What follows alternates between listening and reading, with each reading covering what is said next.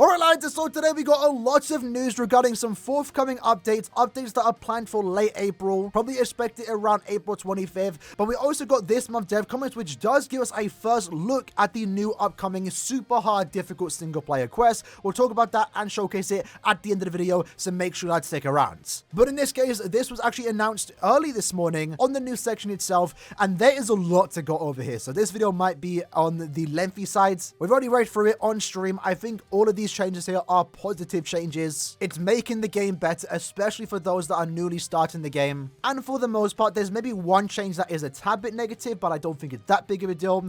And there's also some changes that are yet to be seen, whether they're good or bad. I think they're still going to be good changes, but maybe not good enough, and we'll talk about that when we get to it. So let's go over this forthcoming update. Everything we're going over here is going to be coming out late April, so it's coming out in less than a month's time. So first up, version 14.5, we have character info screen adjustment.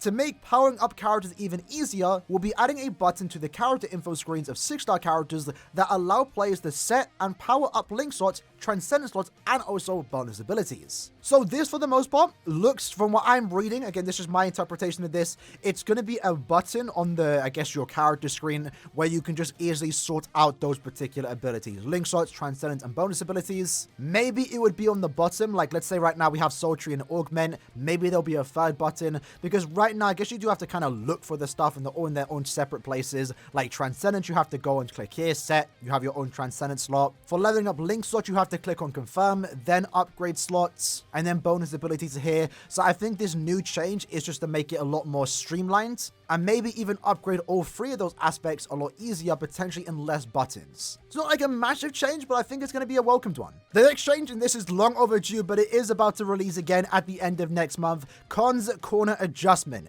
To ensure players can make the most out of Cons Corner, we'll be increasing the limit of maximum frame points that can be used at once, as well as allowing players to skip the summon animation by tapping the screen, and we'll also be changing the items that can be acquired. So I'm not sure if we're going to get any information until it does release, but as of right now, we still have no idea what items are getting added. We have no idea if this is going to be a positive change. It's still going to be upgrade, but again, this is yet to be seen if it's going to be a disappointing upgrade or a worthwhile upgrades.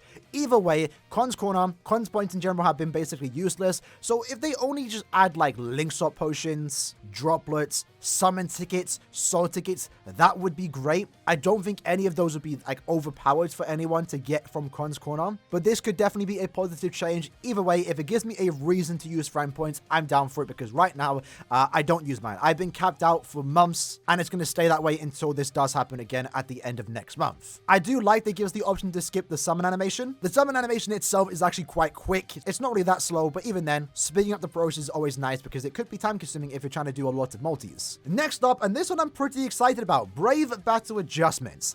We will be removing the score ×2 and extra battles from Brave battles. With this removal, we will be increasing the amount of points obtainable from regular Brave battles and also win streak bonuses.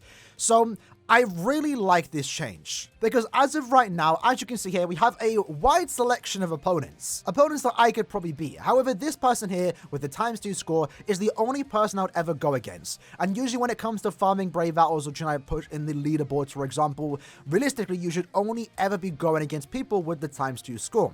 And sometimes, because not everyone's going to have the ×2 score, it leads to you resetting, refreshing the list just to find that one opponent. And overall, it just adds extra time that just really doesn't need to be there. So I do like now that they are removing this. This is actually a really good change, because once this is implemented, now you don't have to hunt for the one person that has the score ×2. You can just go against anyone on your list, and that's going to allow you to be in and out of Brave battles significantly quicker, and will allow you to push even faster. And at the same time, they're getting rid of extra battles, which I'm actually down for. This is extra RNG that just gives lucky people extra points. At this point, it looks like there's going to be a clear focus on a win streak bonus. So for those that can win games more consistently back to back, you're going to be rewarded by that with the win streak bonus. And it does appear that since they did mention that they're increasing the amount of points you get in regular Brave battles, it might be every game now is going to be treated as a score ×2. So again, really good change. There were some people suggesting this. I didn't think they'd ever actually do it, but this is a very welcome change. I love they're doing this. It just means that you have to spend less time refreshing to find that one random opponent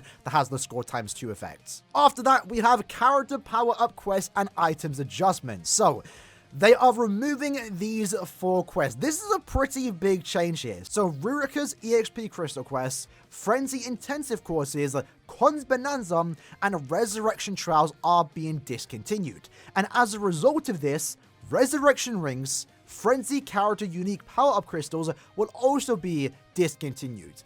And by doing so, characters that need Frenzy Crystals, or characters like the resurrectable ones that need those Resurrection Rings, are now instead going to need Crystals, Jewels, and also Droplets. This, in my opinion, is actually a really interesting change. I'm all for it. Again, only positives here. I'm not gonna lie, Resurrection Rings in general have been kind of a headache to farm. I can only speak for myself, but I've been, maxing out my second account, and the amount of soul tickets recently that I just dumped into that particular Resurrection Ring quest, it's just simply not worth it. The drop rate is terrible, it's a waste of time, and to see them get rid of them to now opt in to use Crystals and Jewels, I think is a welcome change. It's now something that you don't have to just play just for the sake of it. I like that change. The Frenzy stuff too, I also like. On my side account, I have a few Frenzy characters. I haven't gotten around to actually maxing them out yet, because I just haven't been bothered to play the Frenzy quest. So the fact that I can now just get all the Frenzy characters and then max them out with actual Crystals and Jewels is a lot easier on me. So again, really good changes. But furthermore, the difficulty and reward for the following quests will be adjusted. Yukio's Ascension quest, the Awakened Training Grounds, Accessory Training Grounds, Droplet Trials, and also Urahara's Shop Training Grounds. I do like that they are improving, I guess, the training grounds. Since they are removing some of these, you're probably going to need a bit more Crystals and Jewels, especially as a new account. So we're potentially going to be able to farm more of those from those particular quests. I do like that. One thing I do want to say though, and this is probably like the only negative thing about this that has yet to be seen though, is that Cons Bonanza is being removed. Now, as of right now, most new players use Cons Bonanza's quest to farm EXP crystals and to level up the characters. Now, to me, that's not really a big deal. Cons Bonanza does seem like a very easy place to farm EXP crystals and just farm EXP in general, but quite simply, point event is just better. People are now wondering where are they going to go to farm EXP, and again, you just want to farm the point event. Point events have always been worth your time, worth your soul tickets, and Cons Bonanza is a quest that you only play to get EXP. Whereas in, again, the point event, you're getting soul tickets, summon tickets, EXP crystals, you're leveling up your characters. So it might be a bit slower, but if you ever do want to max out your characters, it's just best to farm the point event. That's how I've been doing on my side account, and I've been getting by just fine. So the Cons Bonanza removal is definitely an interesting one, but I don't think it's going to be that bad. Furthermore, what we do know is that in Cons Bonanza, you can get the free Orihime that we voted for on April Fools a few years back. As of right now, I believe that's the only quest where she drops. So with the removal of Cons Bonanza, it does bring up question, are we ever going to be able to obtain that character once more?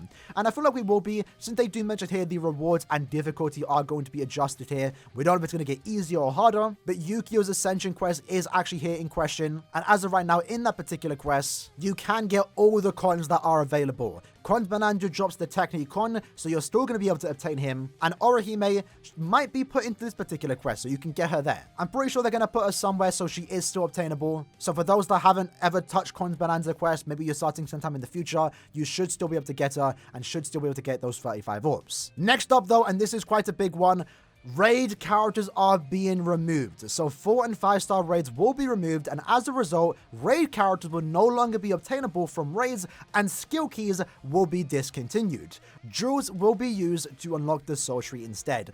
This right here is a very big change, and I think it's a very positive one. Again, on my side account where I've been maxing out my characters, you will literally spend days as a new player farming raids non-stop just to max out your characters. It is a very grind and tedious process, even with the change where you can spend 1 to 2 to 3 soul tickets to get the needed characters, even with the change where you can like instantly go into the quest, it is very, very long. So the fact now that we don't have to do the raids and instead just use crystals and jewels is really, really good. It's going to allow those new players that just collect a bunch of characters, maybe you finish farming the point event, you have all these new characters to work on, it's going to be a lot less stressful and a lot easier just to max out your entire box. I think this is a great change, and the only bad thing for the most part is that you can't get the raid characters anymore. But lucky for us, Caleb thought about that. After this change, characters previously available from the raids will be available from the coin exchange. So for those that are worried about potentially missing out on the thousands of orbs that you can get from raid characters, you can just buy them with coins. everyone should have a plenty amount of coins. Even if they are expensive, you can easily just buy them and get the orbs. So again, really nice change. You can now max out your 6-star characters super easy. There's no need for skill keys, no need for raid characters, but for those that want to still get those orbs, you can get that from the coin shop. However, I do want to say, for those that haven't attempted every single raid quest, go ahead and do that before this update, which will be taking place near the end of April, just to get the 5 orbs for completing the quest. So I guess new players are missing out on like maybe 100 to 200 orbs just for completing the quest, but the benefits outweigh the negatives. Being able to max out your entire books without farming raid characters is really nice, I'm not gonna lie. It is weird though, I will say. It feels very weird to have these raid characters be removed. It was a massive change when they first got implemented to the game, but let's be honest, as of right now, it's just been a hindrance. It's not fun, so to see it get removed shows that Caleb are trying to improve the game, and this is a great step in the right direction. After that, we have some difficult quests are being removed. The Visored Attack Awakened, a Sparta Challenge Awakened, Lost Agent Sorry Per Army, and the Lost Agent Sorry Per Army Awakened. These used to be a monthly quest back in the day, but then they just got re-implemented and became a just one-time thing. I guess I can see why they're being removed. It's kind of just sitting there. They're not really like anything super crazy. The rewards are not even that good anymore. But again, once more, for those that haven't tackled them just yet, myself included on my side account, I haven't even done this quest yet, make sure you do it just to get those extra bit of rewards before it does leave, because once it's gone, you will miss the opportunity to get those extra bit of orbs. But interestingly enough here, we do see as a result of this, related event orders will be removed, of course, and furthermore, we'll be adjusting the rewards for Enriched Dropper Zone and also Inheritance Zones. Now, this is the thing that is good. This is a great change, but it's yet to be seen if it's going to be a disappointing change or a very good one. We have been quite open on the channel that Enriched Dropper Zone is a pretty good place to farm droplets, especially on the free times. Could go for higher drop rates, not really going to complain about that. And Inheritance Zone is dead.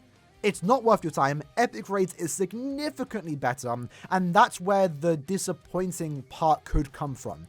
Because if they want to make Inheritance Zone worth farming again, worth playing, they really need to up the rewards. And we're talking like at least 100 Link Swap potions per run to make it better than Epic Raids. Because Epic Raids, you can get upwards to 60 potions a run. With the Sunsun Link, you can even get up to 80. It takes sometimes less than a minute, and you're also getting around 50 plus droplets. So they really need to buff IZ if they want to make it worthwhile. And again, that's going to be the thing that is either, you know, disappointing, because I do want IZ to be playable again. I do want to play IZ. I enjoyed playing it back in the day, but it quite simply, as of right now, isn't worth it. So any change to this is going to be a great thing to see, but it needs to be a good change, because otherwise, it's still not going to be worth playing, and we're still going to spend all our time in Epic Raids. In Enriched Dropper Zone, I didn't think need a buff, but I'm all for it if it's going to make the quest better, right? After that, we have Chronicle Quests. So we'll be relaxing the unlock requirements for Chronicle Quests, and we'll be adjusting the obtainable rewards. We'll also be including Ichigo as a usable character for chapters 1 to 3.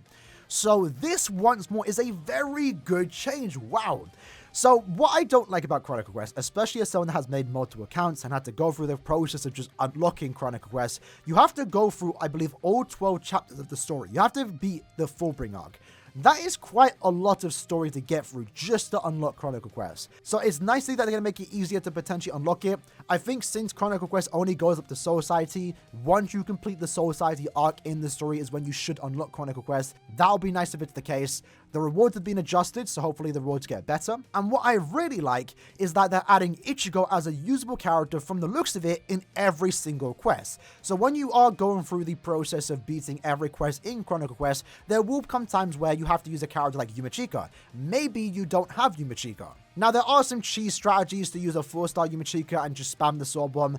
That does exist, but that's not really known to the public. So adding Ichigo potentially to every single quest just means that you can use Ichigo. There's a lot of great Ichigos out there. Everyone should have an Ichigo. In fact, there's a free one you can buy in the coin shop. And that should allow you to basically get through the entirety of Chronicle Quest, and you won't be locked behind not having a random Yumachika, Orihime, Chad, or Uryu, for example. You might not have the bonus characters, but it will allow you to beat the quest and go through it. So this is a really good change. Very happy to see that. Next up though, Curb Quest. They are removing Droplet Trials. That is great. Droplet Trials is dead. There's no reason to play it. It's a waste of time. Enriched Dropper Zone has always been better, so this is just freeing up space. We don't need it there.